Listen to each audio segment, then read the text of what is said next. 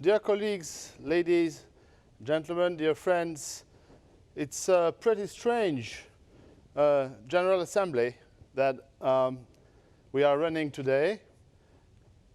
We are not able to meet physically, which is very strange for our industry. This aviation industry is in crisis. Why else would the leaders of the industry that brings people together be meeting virtually? Efforts to control the spread of the coronavirus have resulted in the greatest deconnecting of people since the Second World War. Borders are effectively closed. Our freedom of movement has been severely restricted, and the impact on aviation has been catastrophic. International travel is down 89%, domestic by 43%. With just 1.8 billion people taking planes this year, we are back at 2003 levels. Cargo is a bright spot, but with volumes 8% below 2019, it's hardly good news. As leaders of the global air transport industry, you know the pain firsthand.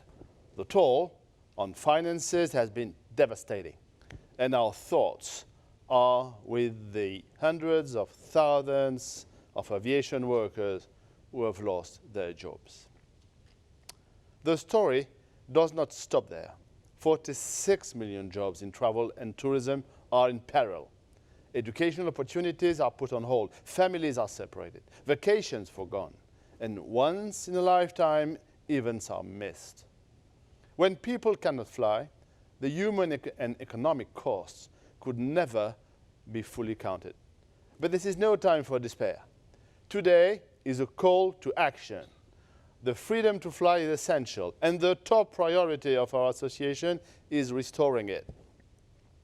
Since IATA's founding 75 years ago, airlines have worked through their associations, and together we built a global air transport network that has connected and enriched our world. Together we have also experienced many crises.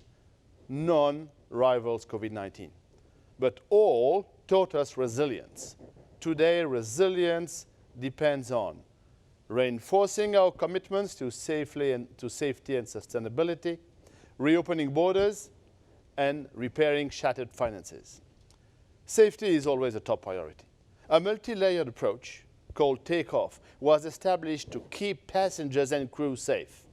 This was published in record time with the combined efforts of industry stakeholders, public health authorities, and IATA, under the leadership of ICAO. We must commend ICAO. It has been a very effective partner in this crisis. The good news is that 86% of travelers report feeling safe with the new measures. But there are two challenges. First, implementation. Airlines and airports must continue to do their part, and we must bring governments on board, focusing on harmonization. Second, we need universal compliance with mask wearing. It reduces the potential for onboard transmission to rival the risk of being struck by lightning. Our crew do a great job reminding passengers of their responsibility, and it is important that governments give us the support to enforce this community responsibility. Lastly, we must plan carefully with regulators how to safely ramp up operations. Reactivating thousands of grounded aircraft, managing the qualifications of millions of licensed personnel, and dealing with a major drain of experienced workers will be key to a safe restart. Aviation's commitment to sustainability has not wavered. In fact, our resolve to fight climate change has been strengthened. With Scotia, net emissions from international operations will not grow beyond 2019 levels. Amid the crisis, IATA worked with our industry partners to map the way to our 2050 goal. That is to cut net emission to half 2005 levels. It will be a challenge, but we know it can be done. And we have growing confidence that the industry can go further to net zero emissions. We will, of course, need the support of our partners in government. First, they must not invent new taxes. These add costs to connectivity without reducing emissions.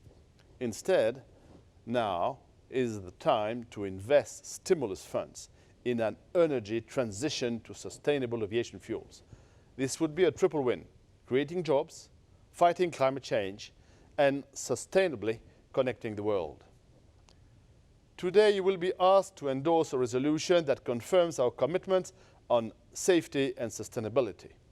It also calls on governments to support these efforts and aviation's overall financial viability.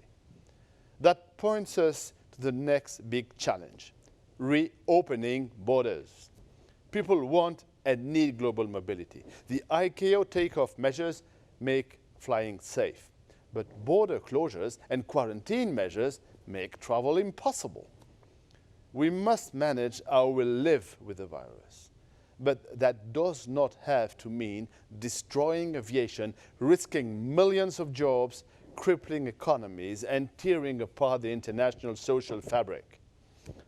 A vaccine is the permanent solution we need. The recent news on progress is encouraging.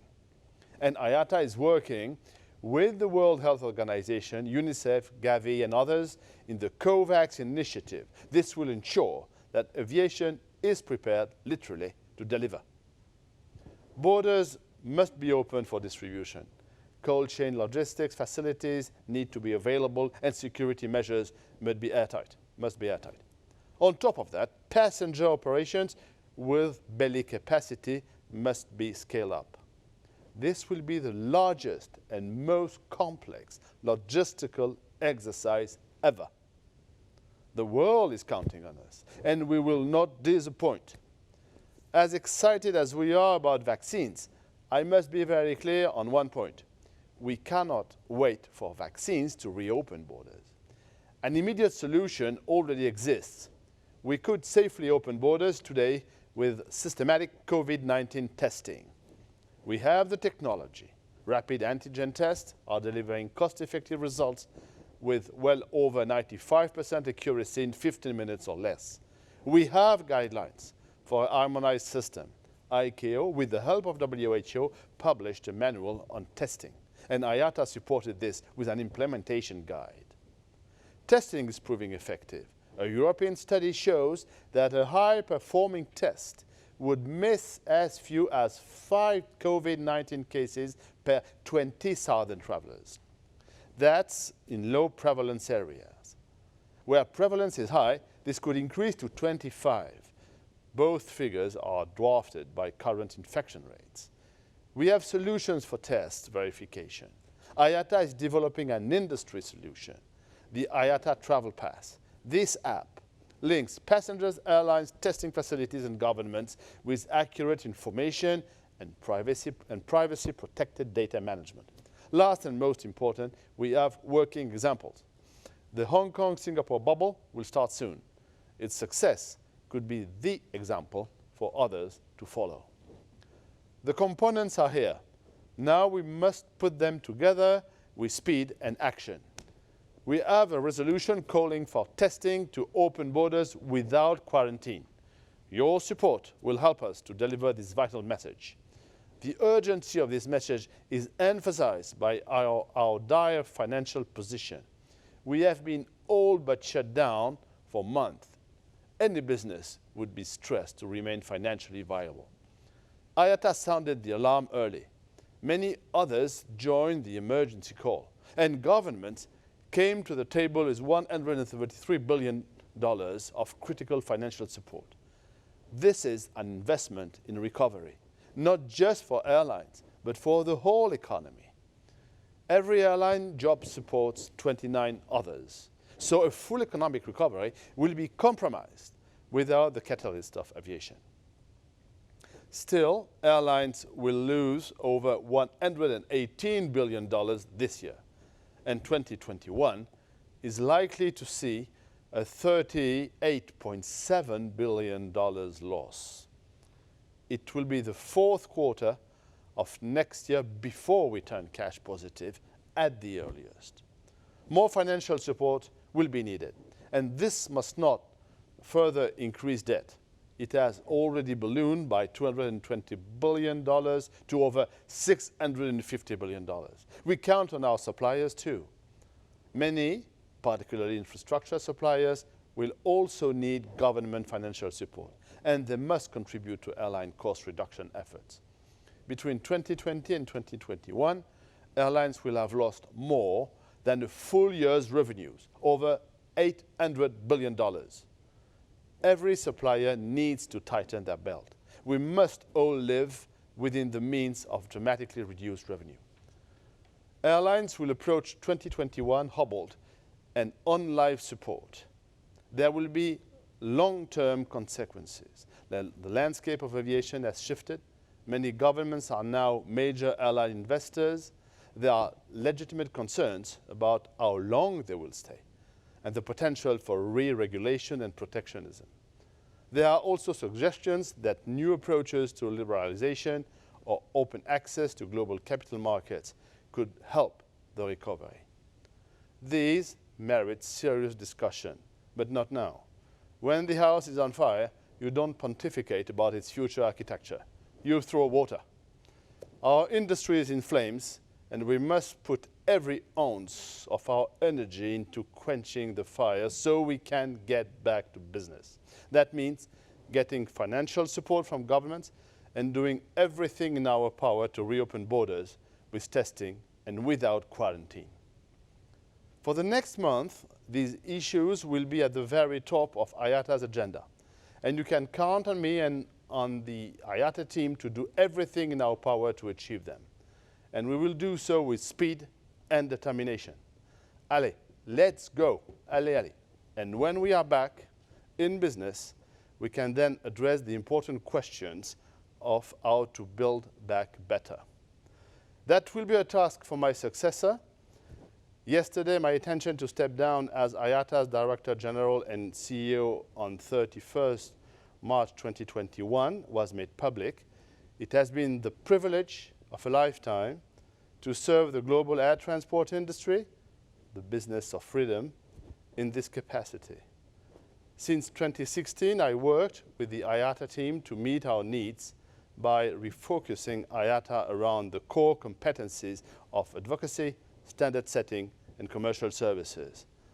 This included a major improvement in IATA's customer service and a dramatic strengthening of our advocacy capabilities. I thank the Board of Governors for its unwavering support and the IATA team for its professionalism and determination in this transformation. I will continue to proudly lead IATA until I hand over to my successor, Willie Walsh. He will inherit an organization that has served the industry well in this crisis, that has been restructured to face the future with confidence, and that has a clear strategy to support the industry towards recovery. And most importantly, he will inherit a team that he can count on to get the job done. In closing my report, I want to share 3 points of pride that have come into sharp focus during this crisis. First, the value of air cargo is front and center. At least 46,000 special cargo flights delivered 1.5 million tons of medical equipment. The second chapter of this story will unfold when the biggest airlift in history delivers COVID-19 vaccines. Second, we have unequivocal proof that a world without freedom to fly is sadder and poorer. Nearly 40,000 repatriation flights brought over 5.4 million people home. But still, too many family reunions, weddings, funerals, vacations, educations, and business opportunities were missed. Third, we know that real beats virtual. We have all struggled to master Zoom, Teams, and other virtual meeting technologies. Each experience, even this AGM, reminds us that there is a significant qualitative difference between real and virtual. Real is better, and aviation makes real happen. These examples illustrate why recovery is so critical. We will never compromise on safety or sustainability. We must safely reopen borders with testing and without quarantine. We need the financial support of governments to survive until the business revives. The month ahead will challenge us as never before. But resilience is in aviation's DNA. We will reconnect the world. Our mission is unchanged. We are the business of freedom. Thank you.